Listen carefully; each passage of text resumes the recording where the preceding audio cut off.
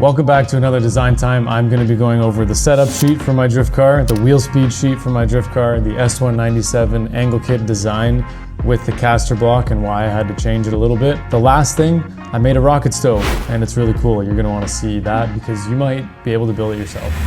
A lot of you guys ask, what typically do I do with my drift car, especially being at the same track year after year? This is aside from the alignment sheet. This is kind of my little bit of a brain dump sheet. And the funny thing is, the better you do at an event, the shorter this sheet becomes. Because when you win, you don't learn anything. And when you lose, that's where you have massive notes of what you should be doing differently. Like I said, I don't even do spell check. This is literally just a brain dump, kind of while driving almost or riding as a passenger. The tires used, the pressures used, gear I was running, the RPM, the front tires I used, the place, so I finished first here last year. Positives, easy to drive car, good team spotter, fastest car, perfect lead, front tires were great. This was an issue at this track because you enter with no handbrake.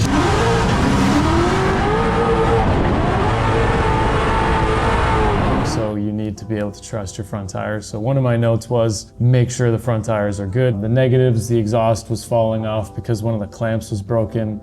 I remembered my brother and I had the transmission pulled here, the starter wasn't working, the isolator was tripping, the gas pedal limit wasn't tightened, so I was progressively running less throttle percentage. TPS, we saw that on the log. So basically after this event, we did a bunch of things, making the transmission easier to pull, the exhaust easier to pull, and then just a really quick track overview. And usually I have 2 pages full of stuff, but because we won the event, we were the fastest car there by a lot. If ever I'm struggling with pace, there will be a ton of notes here on things that we needed to change, but we were extremely fast, so there's not even any notes on that. Outlay of the track, this is basically me talking to myself, so it's very non-descriptive because I remember, can basically take these notes and do something with it. With that, we also need to make a wheel speed change based off of these points. So we were running a 4.6 for 196 kilometers an hour. I go over to my wheel speed chart just to verify. This is my current setup, 7,600 RPM, tire diameter of 25. Gear ratio, we're going to be going to a 4.6. This gives you the mile per hour and the kilometers per hour. And you can see how this formula is created here at the top. A little bit of math, but this is available to download for free on my website. I built this when I was at the airport just so that I could help myself, but also help you guys. Because what sucks is when you go to change your limiter or your tires or something, for example, Tommy's going from Pro FD and he's gonna be at the next DMCC round. He's going from a 295 to a 265. That means the diameter is significantly different. So all of his wheel speed calculations are based off of the diameter of the tire, which gives you a overall circumference, and then you're able to determine your speed. He's gonna basically go to his chart, change this tire diameter to a different number. We're gonna do it, for example, let's say he's running a 26.5 tire now, and you'll see the update here went up to 130 and 208, where it was at 122 and 196. So just based off the tire diameter, it changes quite a bit. That's the wheel speed chart. The next thing is the S197 angle kit. Whenever we redesign these, I'm always looking at doing it in the structure of mini, mild, mega. That's how we do everything. And this kit was made almost 8 years ago. I wasn't even in this building when I made this kit, and we've been here for 6 years. Going towards the mini, mild, mega, we had to design an adapter. I really wanted to utilize our shim adjustable tie rod block. This is a billet piece that we've slowly adapted onto kits that we're developing now, because that is a single machine part that we can replicate. Tolerances, everything's perfect. Add shims here, adjust your Ackerman. This adapter will be able to bolt on with a stock modified control arm or with our control arm. The next thing was to design the control arm. I wanted a uniball outer. I wanted more clearance. I wanted simplicity. I wanted the OEM sway bar attachment. All of this stuff is now incorporated into this lower. And then this is the caster block design. It has a threaded block 2-piece here, and then that passes through a large set screw. That basically determines where it is, and then clamping it down is retightening the 2 bolts.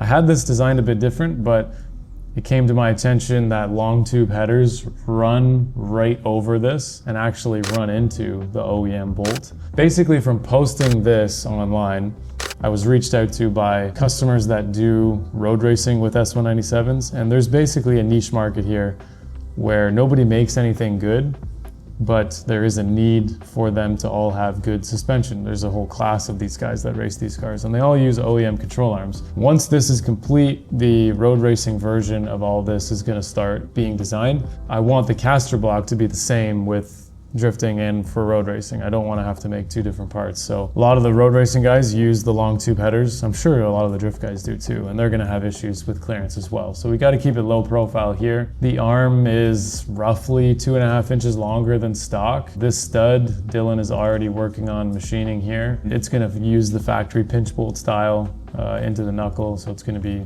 OEM, nice and solid. Double shear pickup point there so that it can capture it. Extra strength. The biggest benefit to this kit is these arms will be able to be purchased as high clearance drifting control arms, and you'll be able to bolt this onto any knuckle that might be modified, anything like that, so that you'll be able to run these arms and just replace the OEM control arms. So basically, as we've sold things like this before, it'll be an entirely separate product and just be extended S197 control arms, totally on its own. And then the last thing, which is something that you guys would definitely be able to build and work on, is these, which I designed for the school. My fiance is a professor there, she teaches welding, and they needed a project to build that tests all of their welding skills and cutting skills. So if you look at this tube here, you actually have to cut, I'll hide these, you actually have to cut quite a large notch out of it. And then the next one you have to cut on a 45 here and get the fit up good. And then on this one, you also need to cut a chunk here. So you could mess this up pretty easily, which is the whole point. Obviously with drawings and dimensions, you should be able to nail it, but that's the whole point of this project. They're gonna be measured on the quality of welding and the fit up, and then the function is also gonna be determined by how well they built it. This is a grate that gets welded in, it catches the wood. But then while I was designing this, I thought, you gotta buy square tubing, you gotta buy like 2 or 3 feet of it. It's expensive to do that.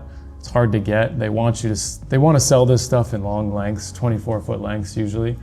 So then I thought, I looked online, there wasn't really anything like this, like a sheet metal version. While I was sleeping, conveniently, my mind just thinks of these things. So I thought of like military style, like air, fuel, heat, if it was written in the stencil font and all this stuff, and I thought it would look pretty cool. So I just came in yesterday morning, thought of it, designed it up, and I think this one would work just as well, if not better. Fully buildable yourself. You could get the DXF files and then get it cut by Send Cut Send. You could order the parts cut by us. No hardware, no additional anything, just 1/8 inch thick sheet metal. And all of it functions the same. The lid, the fuel door, this tray. I actually intentionally made this latch here because I want to put a leaf blower on the front end of this, which would definitely blow this door off if it didn't have this latch. So I want that to be latched. And then I made this specifically designed to have an inner dimension of 4 inches so that I could shove a 4-inch titanium tube inside of it from Vibrant.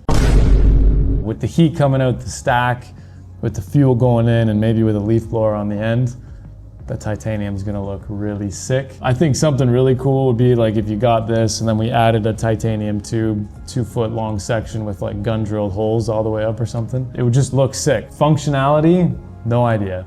I think it'll work well. So basically that's it. You would hand bend these handles after you weld it all together, and then you'd basically just stitch weld or seam weld these together, and that's your handle. I kind of thought of all of it, and then the buildability of this is really nice. This entire wall also has the holes for catching the sticks, and then the floor lines up here, and then the tray goes underneath it. I would probably put a little bend on the end of this tray But other than that, like, you could do that yourself if you want. You could add whatever you want to this thing because it's all just mild steel. If you wanted a handle on this, you could. I thought it's an air flap. You just push it in with a stick. Keep it simple, right? I imagine when people are building this thing, I can already see somebody's gonna forget to put the door in, and then somebody's gonna forget to put this door in, because you can see if you forget to put it in, it's not gonna be able to go in after. Definitely, if we do make instructions for this, you're gonna have to slide those babies in before you weld this thing together.